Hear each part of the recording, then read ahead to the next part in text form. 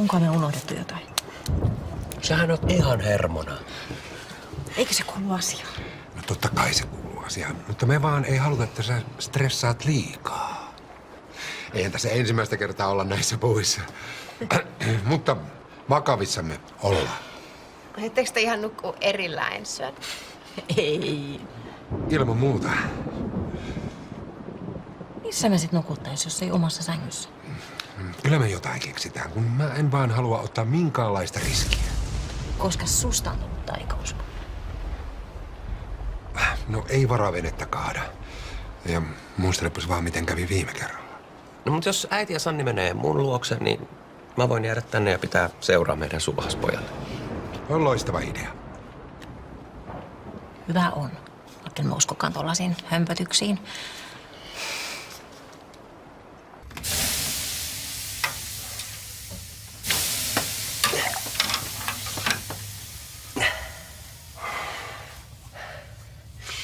Vieläksä niitä hääuskomuksia mietit? Mitä? Ei. En mä niitä. No mitä sä sitten mietit? Kalle, mä tiedän, että tää tulee vähän viime tipassa, mutta suostuisit sä mun bestmaniksi? Totta kai. Niinkö? No sehän on kunnia. Niin on. Kunnia minulle. Niin, se, että sä suostut. Kukaan muu ei sopisi paremmin siihen tehtävään kuin sinä.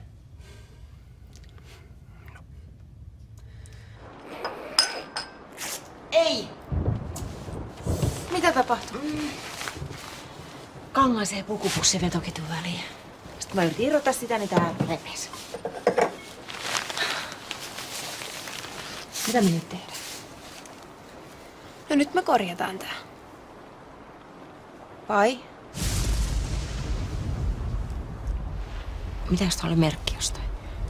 Korkeintaan tää oli merkki siitä, että sun pitäisi katsoa vähän tarkemmin, kun suljet vetoketju.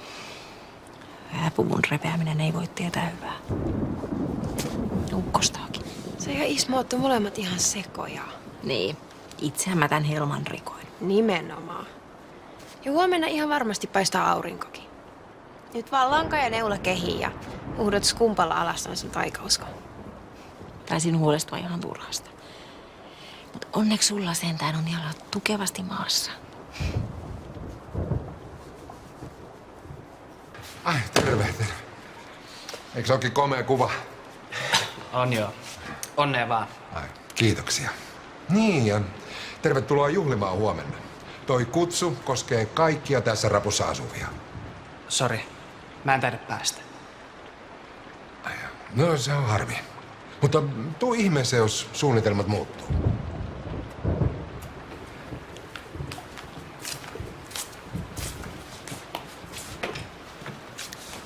Hei, älä mun takia jätä juhlia väliin.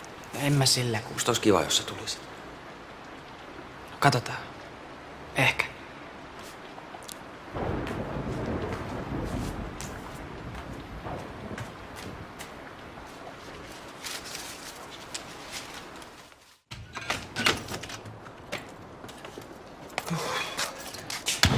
Mihin sä muuten jäät? Vaihdoin pari sanaa Eliaksen kanssa. Noin niin. Sanoin vaan silleen, että mun takia ei tarvi jättää tulematta kekkereihin. No se oli miehen työ.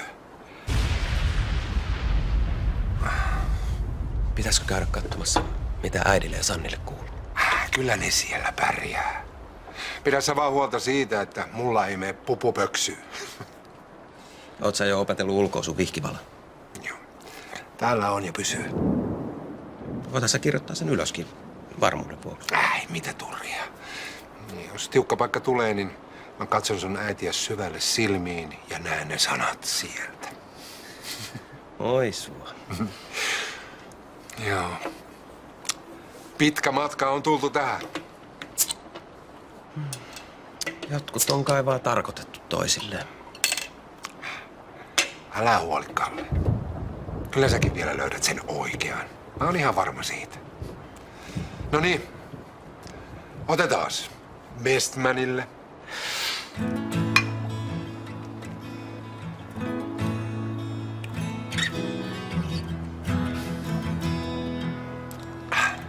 Mitä mä nyt sillä lailla tuhelsin? No, vahinko on korjattu. Morsian on hyvä. Kiitos. Milloinkaan sun häitä tanssitaan? Katsotaan. Sitten kun löytyy sopiva hetki. Mä olen niin iloinen sun puolesta. Tai meidän molempien. Kunhan vaan häät meni suunnitelmien mukaan. Totta kai ne menee. Mikä edes vois mennä pieleen? No mitä? Mitä mä tekisin ilman sua? Sä korjasit mun puvun ja pidät mun hermot kurissa. No mä oon sun kaaso. Se on mun tehtävä. Ja sori ne aiemmat kiukuttelut. Ei se on mun asia päättää, koska sä menet naimisiin tai kenen kanssa. Asia unohdettu. Kilistellään nyt äideille ja tyttärille. Morsiamille ja kaasoille.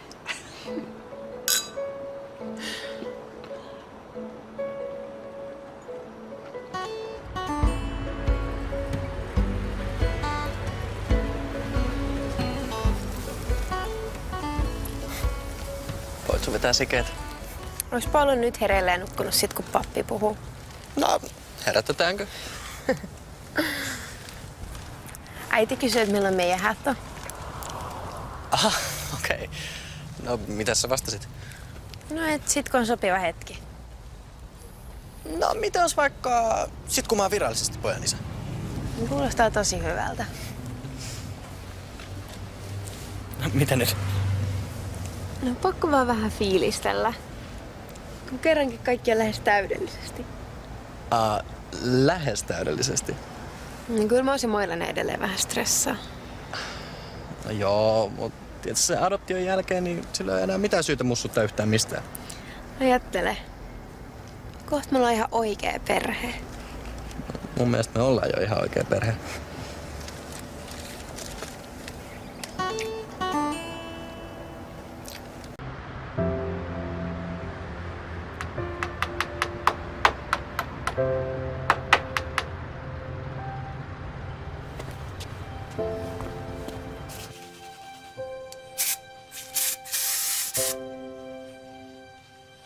Vaikka mitä tulisi, niin hiukset ainakin pysyy paikoillaan. Sentään joku on varmaan. Alkoiko sua kaduttaa? Ei. Mun tunteet Ismoa kohtaan vahvistuu hetki hetkeltä. Valitettavasti myös tää jännitys. Mutta eikö se vähän niin kuin kuulu asiaan? Kyllä varmaan.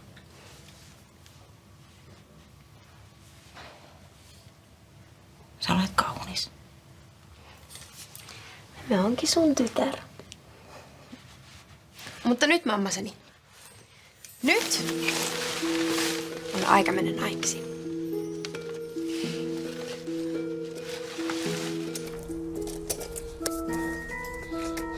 Meniköhän se osoite siinä kutsussa väärin? Eihän täällä näy ketään. Tässä on vielä hyvin aikaa. Ja missä se pappikin oikein kuhnailee? Sähän just soitit sille. Se on tulossa. Pitäisiköhän mun rauhoittua?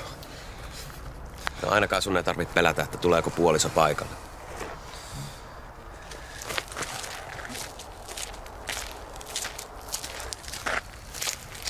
Onnea. Eikin muistaisi tähän päivään. Terkkuja lapsilta. Kiitos. Onneksi olkoon. Mikä meininki? No, ei voisi olla paremmin. Tervetuloa. Mä näytän teidän paikkaa.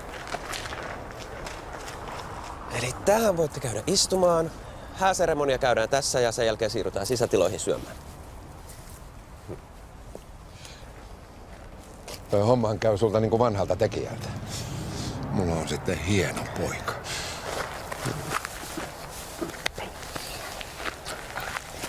Niin, vieläkö sitä ehtii katsastamaan, kun hyvä mies uhrataan avioliittoon? Saavuitte juuri sopivasti. Tervetuloa.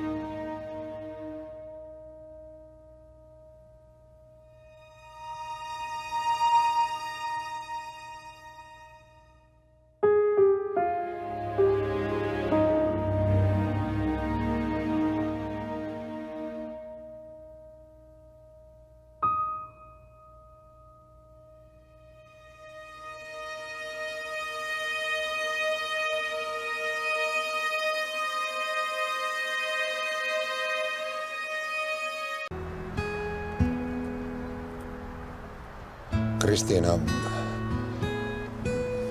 sä tiedät, että mä en oo mikään Runeberg. Mutta heti ensi hetkestä lähtien sä oot ollut mun unelmieni nainen. Viisas. Kaunis. Kaikkea, mitä meikäläinen voi toivoa. Mutta sitten sä vuosikausiksi katosit mun elämästä. Mutta sä palasit takaisin. Ja Sanni sun mukanas. Ja musta tuntuu, kun mä olisin saanut uuden alun. Ja uuden tyttären.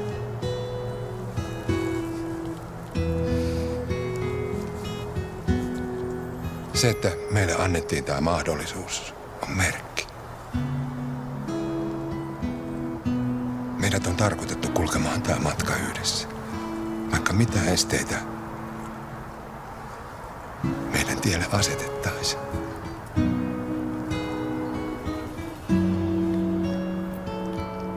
Mä rakastan sua. Nyt. Ja aina.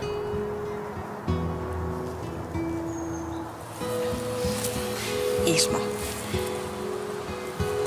mä haluan kiittää sua. Kiittää sua siitä, että sanot mulle uuden mahdollisuuden. Olen tehnyt pahoja virheitä. Sä olet pystynyt antamaan mulle anteeksi ja ymmärtämään.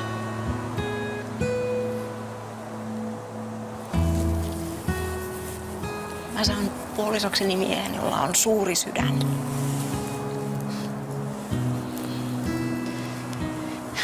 Virheet opetti mulle sen, että rakkaudessa tärkeintä on rehellisyys. Ja sen mukaan mä aion tässä liitossa toimia. Hieno homma, Kristiina.